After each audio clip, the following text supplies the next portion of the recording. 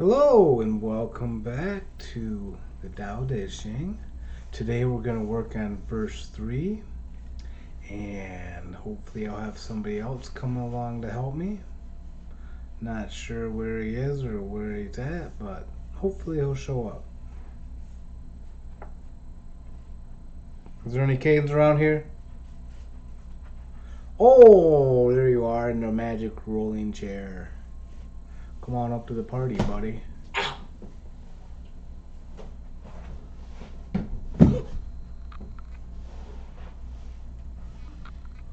Put your phone away for now.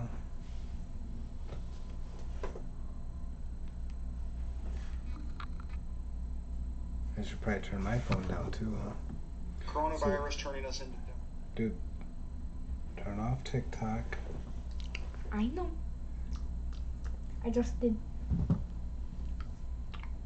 Okay, mine's off too.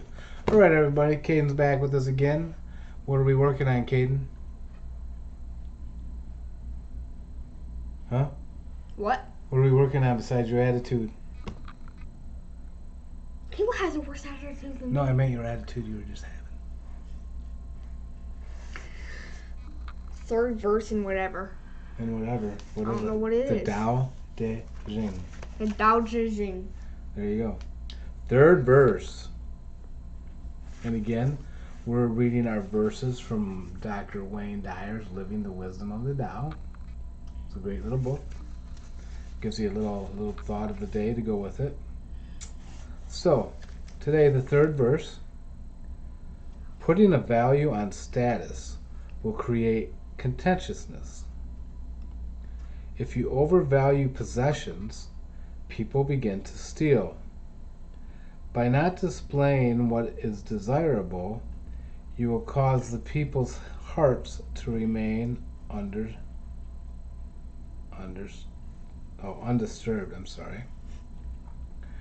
The sage governs by emptying minds and hearts, by weakening ambitions and strengthening bones. Practice not doing. When action is pure and selfless, everything settles into its own perfect place. Okay. Okay, what'd that say to you, boy? Putting a value on something like makes people want to have it because it has a value, I guess.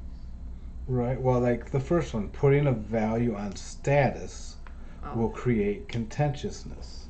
So what's status mean?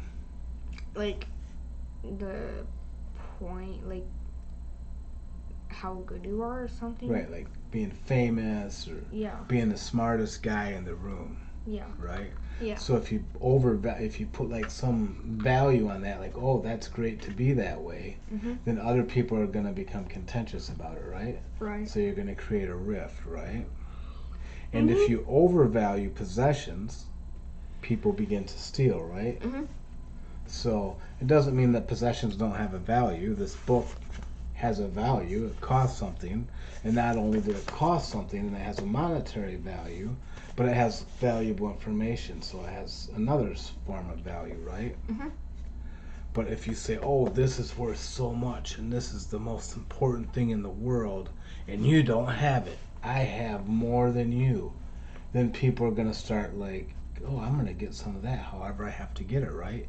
If I can't get it through hard work, then I'm going to steal it, right? And that's kind of the idea there, I think.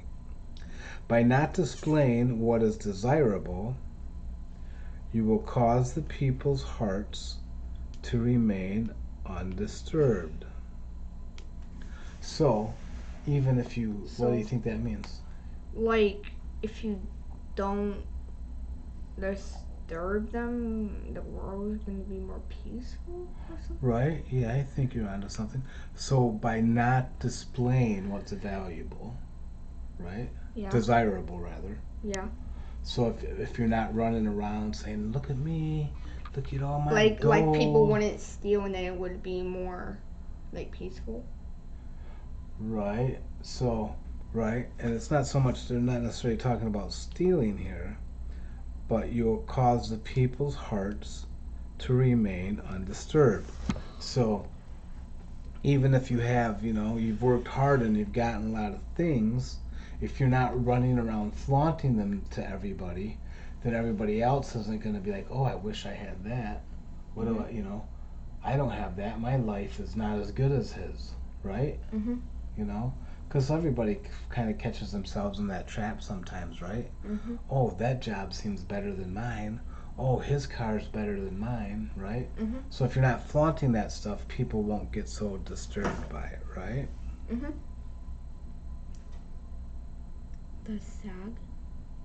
You okay?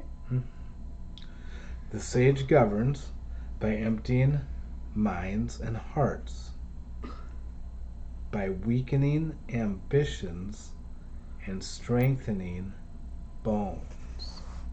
I don't know what that means.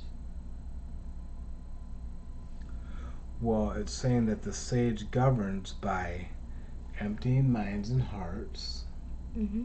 so that you just become one, Mm-hmm. right? Mm-hmm. So you're not always thinking about something and having these desires, right? Mm-hmm. And then by weakening ambitions and strengthening bones. So, on its face, it's saying, by weakening ambition is like going after something, and strengthening your bones, strengthening your core, right? Mm-hmm. So, in more of a metaphorical way, I think what he's saying, and I'm not, perfect, these are just how I interpret these things, is that by, just looking, instead of having ambitions, these things are going to get me this, just do this very strongly and the best I can. For instance, one of the classic adages, when chopping wood, chop wood.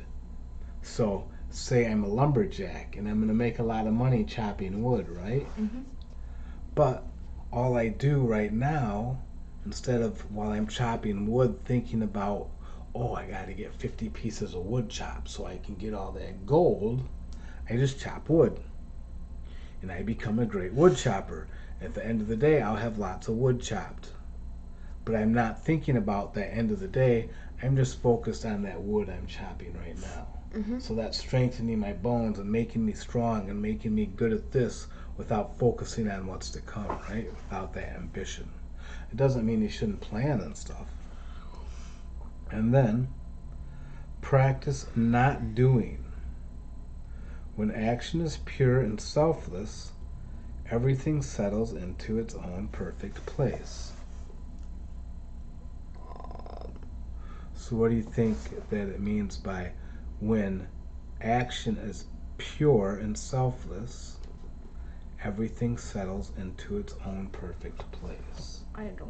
So what do you think when action is pure and selfless means?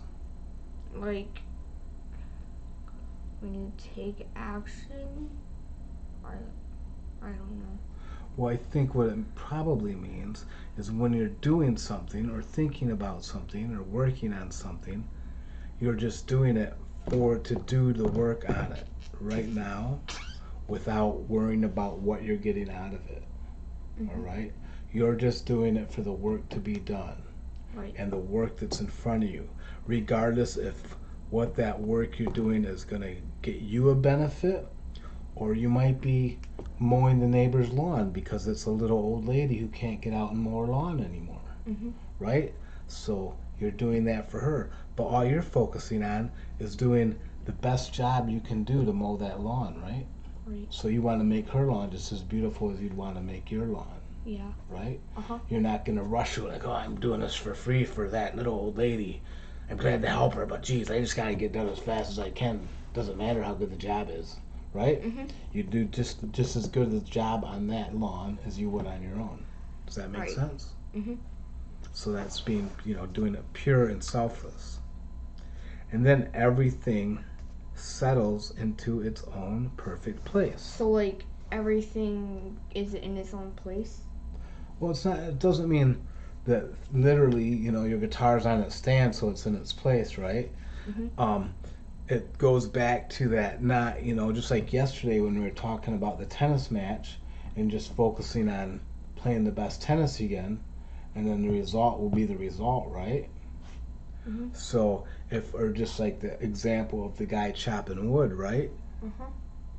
He's just going to focus on chopping the wood, right? And then if he does all his perfect effort is pure and selfless, and he's just, I'm chopping my wood, I'm chopping my wood, I'm chopping my wood, the day's over. Then it's going to be, he's going to have plenty of wood to feed his family, sell the wood to feed his family, to pay for his house, maybe to buy a little extra to save a little bit for when he retires, right? Mhm. So I think that's what they're talking about. Everything settles into its own perfect place. So by doing these things, by just doing them to do them and doing them the best you do them in this moment, because all we have is this moment right here, then the result is going to work itself out without worrying about that result. Make sense? Mhm. So if we just do our schoolwork and put our best effort and focus on that schoolwork, not worrying about the test or worrying about being the best in the class or worry about the result, but do our full best effort at that schoolwork, then we're going to have a good result. Oh. So Okay. everything falls perfectly into place. Okay. And that's lesson 3, right? Mhm. Verse 3. Mhm. What'd you think of this one? Good. What'd you get out of it the most, do you think? What's the most important thing you got out of it? I don't know. I think for me the most important thing I got out of it is just be here right now and just work on what's in front of you and don't worry about what's coming out of it. Okay. Does that make sense? Mhm. Does that sound kind of like what it said to you? Mhm. Okay. You tell me that all the I know it's important, right? time. Mhm. Because if you're so caught up about what's coming or what's going to be the result of this, you can't really be focused completely on what you're doing right here, right? We all have our problems, right? Mhm. You say not to think about the past. Yep, and I do it. I mean, I do it too. I'm not claiming any kind of perfection. I know. Okay. Anything else tonight? All right. See ya. Bye. Bye.